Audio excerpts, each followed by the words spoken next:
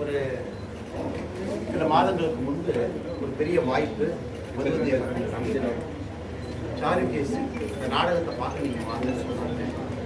அது பல ஆண்டு காலமாக தொடர்ந்து இருக்கக்கூடிய ஒரு நாடகம். அதை போய் ஒரு நாள் சாயங்காலம் பார்க்க ஒரு பெரிய தாக்கத்தை அந்த நாடகத்தில் எப்படி ஒரு மனிதன் இசை சங்கீதத்தில் ஒரு பிரசித்தி பெற்ற ஒரு மனிதன் கடைசி காலகட்டத்தில் அல்சைமர் நோய் வந்த பிறகு எப்படி இந்த உலகம் எல்லாம் திரும்ப அவருக்கு மாற ஆரம்பிக்குது. அந்த டெர்மினல் லூசிடிட்டி அப்படின்னு நம்ம பல இடத்துல பார்த்துருக்கோம், கேள்விப்பட்டிருக்கோம். அது எப்படி ரியல் டைம்ல நம்ம பார்க்கணும், அந்த குடும்பத்தினுடைய வாழ்க்கையில எப்படி மாறுறது, ஒரு வெரி டெப்த் ஒரு ஸ்டோரி. அந்த நாடகத்தை பார்த்து பிறகு அது நம்முடைய ஐயா நடிச்சிருக்காங்க, பெரிய ஒரு மகான். அப்ப படமா வரப்போகுது சொல்லும்போது ஒரு பெரிய யோசனை எப்படி இந்த படமா எடுப்பாங்க. ஏன்னா ஒரு நாடகங்கிறது கிட்டத்தட்ட ஒரு 3 மணி நேரம் எடுக்கப்பட்ட ஒரு நாடகம் எப்படி படமா வரும். இன்னைக்கு படமாக எடுத்துக்காச்சு மரியாதைக்கு ஐயா இருக்கிறாங்க. நம்முடைய சூப்பர் ஸ்டார் அவங்களை வச்சு ஒரு பெரிய தலைமுறை படம் அண்ணாவுடைய இன்னைக்கு சாருகேசி அந்த நாடகத்தை நாம் என்ன பார்க்கணும். இன்னைக்கு அது படமாக இன்னைக்கு பார்க்கக்கூடிய ஒரு பெரிய வாய்ப்பு என்று சொல்வதை விட பாகியம் தான் சொல்ல போறேன். ஏன்னா அந்த படத்தில் ஒரு பெரிய கேரக்டர் பாகியம் இருக்காங்க. அதனால எங்களுடைய பாகியம் அந்த படத்தை நீங்க பார்க்கணும். கண்டிப்பாக குழந்தை இருக்கக்கூடிய ஒரு பெற்றோரை போய் பார்க்கணும். எனி ஃபாதர் அண்ட் மதர் போய் பார்க்கணும், குடும்பம் பார்க்கணும்.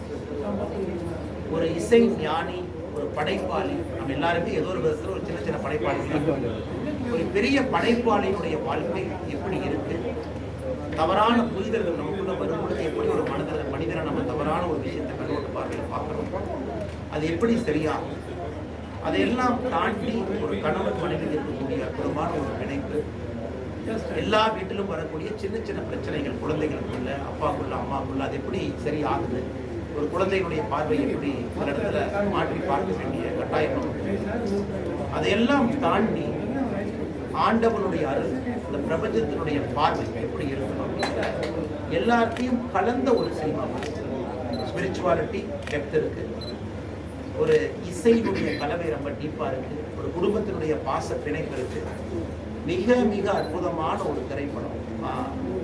4 வருடங்கள் கழித்து NFDC-ல வந்து பார்க்குற முதல் படம். அற்புதமான ஒரு படம், எல்லாரும் பார்க்கணும். நிச்சயமாக தமிழ் சினிமாவை மாற்றி ஒரு திருப்புமுனை இது. ஒரு பெரிய ஒரு விரசமான காட்சிகளோ, ஒரு சண்டை காட்சியோ, ஒரு ரத்தமோ எதுவும் இல்லாமல் 2 மணி நேரம் ஒரு கதையை ஒரு கருவா வச்சு சொல்ல முடியும் அப்படிங்கிறது மறுபடியும் ஒரு முறை நம்முடைய ஐயா பாராட்டு கிடையாது. ஒரு பெரிய ஞானி, வாழ்க்கையில வந்து எல்லாத்தையும் பார்த்தவர். அவர் முழுமையாக இந்த ஏஜ்ல எடுத்து நடித்திருக்கக்கூடிய ஒரு ரோல். அவருடைய நடிப்புல ஒரு பின்னத்தில் அதை நான் பார்க்கிறேன். மிக முக்கியமாக இந்த படத்தினுடைய ப்ரொடக்ஷன் மிக தைரியமா எடுத்து இந்த கதை எடுத்து இதை நம்ம கொண்டு போனா மக்கள் நமக்கு வந்து என்கரேஜ் பண்ணுவாங்க, வந்து பார்ப்பாங்க அப்படிங்கிற நம்பிக்கையோடு எடுத்திருக்காங்க. காரணம், எப்பவுமே ஒரு ஹூக்கு வைப்பாங்க ஒரு படத்துல, ஏன்னா ஹூக்கு வச்சதான் மக்கள் வருவாங்க. எந்த ஹூக்குமே இல்லை, கதை மட்டும்தான் ஹூக், ஆன்மீகம் மட்டும்தான் ஹூக், ஒரு ஃபேமிலிக்குள்ள இருக்கக்கூடிய பாச பிணைப்பு மட்டும்தான் ஹூக்.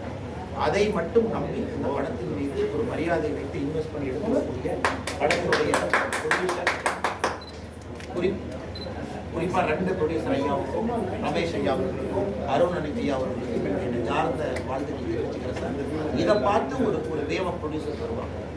நல்ல கதையில நம்ம படத்தை போடும் பொழுது மக்கள் வந்து பார்ப்பாங்க. அதற்கான பதிவுகள் முதல் பாராட்டுகள் உங்களுக்கு. இதை விட ஒரு பெரிய பாக்கியம் பாருங்க, ஆண்டவனுடைய அருள் இருந்தால் மட்டும்தான் திரையுலகில் 3 தலைமுறை இருக்கக்கூடிய ஒரு குடும்பத்தில் 3 பேர் படிக்கிறதுக்கு ஒரு வாய்ப்பு. படத்தினுடைய கதாபாத்திரமாக மெயின் கேரக்டர் ஐயா பண்ணியிருக்காங்க.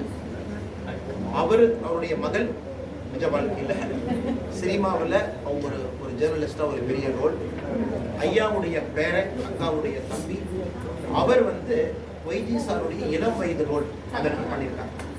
ஒரு குடும்பத்திற்கு ஆண்டவனுடைய அருள் முழுமையாக கிடைச்சா மட்டும்தான் 3 தலைமுறை ஒரு படத்தை நடிக்க முடியும். இந்த குடும்பத்துக்கு ஆண்டவர் கொடுத்துட்டார். காரணம், ஆண்டவனுக்கு இந்த குடும்ப அர்ப்பணிப்பா இருந்திருக்காங்க. இசையின் மூலமாக, நாடகத்தின் மூலமாக, இவங்களுடைய அர்ப்பணிப்பின் காரணமாக ஆண்டவனுக்கு வாய்ப்பு இருக்கிறாங்க.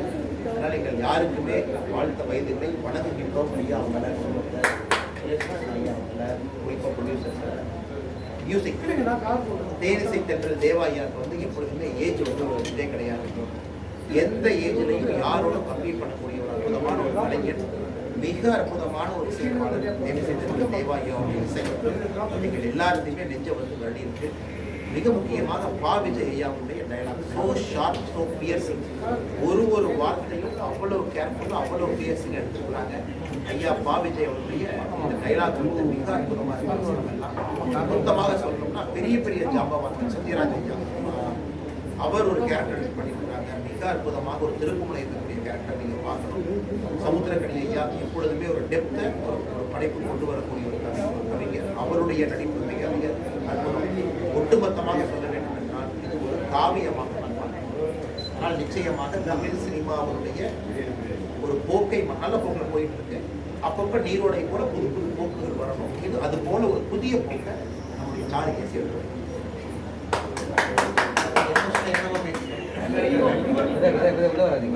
மனசுல பேசுறதுனால யோசிக்காம